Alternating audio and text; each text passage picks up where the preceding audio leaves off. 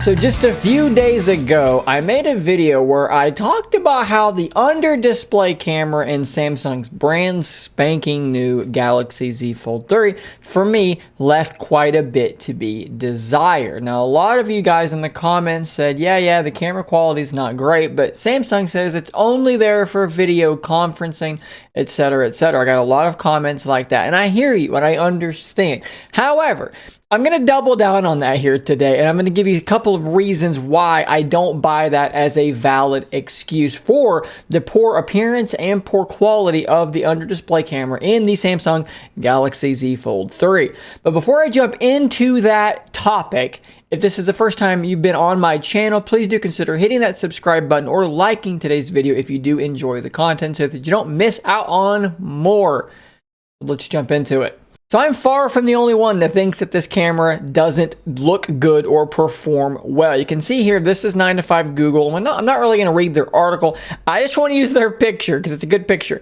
And, you know, the under-display camera is more visible with a photograph than to the eye. I think it looks worse in these pictures, but we're going to be somewhat fair in this regard. So you can see here what this camera actually looks like. And in this image here, you can still see it. So there's a hole punch.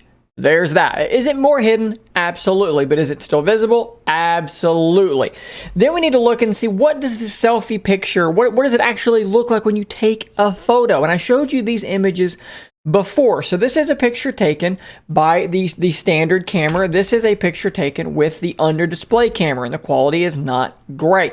Now this is MKB HD. This is the hole punch selfie camera. This is the under display selfie camera. It's significantly worse. So my point here is that you have a camera that isn't invisible and doesn't take good pictures. Now, is it good enough for video conferencing? Sure, absolutely. But again, my point is that we're making a sacrifice here, right? So we're getting worse image quality. So if we're going to make the sacrifice of having worse image quality, the benefit needs to be substantial. And to me, I don't think that this benefit is substantial, because I don't really see the hole punch anyways. Is it less visible? Yes. But for me, for the image quality to be this much worse, this thing needs to be practically invisible. And a lot of people might say, well, Shane, they would do that if they could, but practically invisible isn't possible. Well, here's the thing. It is, because there's a new phone called the ZTE Axon 30. And they've done this. And it's really impressive. Let's look at these pictures here on Twitter. This is the ZTE Axon 30. Let's look at this image. Can you see the under display camera there? Can you see it? You have any idea where it is? How about in this image? Any idea? Can you see it at all? How about this image or this image? Can you see it at all? Because I can't. I know that it's there. I know that it's in this region, but let's compare that to this. And I know this is a light color, so that's probably not helping, right? But that's a pretty light color there too.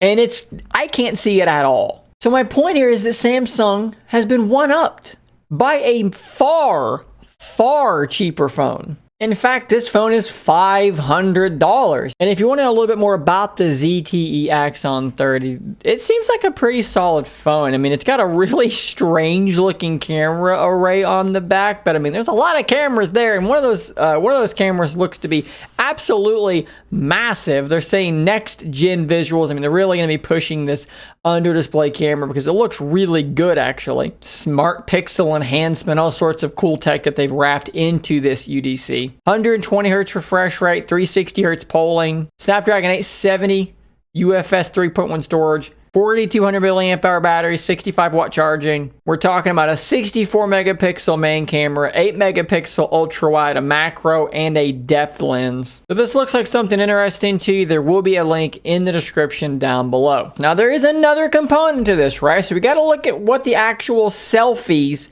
look like. Okay, what is the actual quality when you take a photo with that under display camera? And I got to tell you something.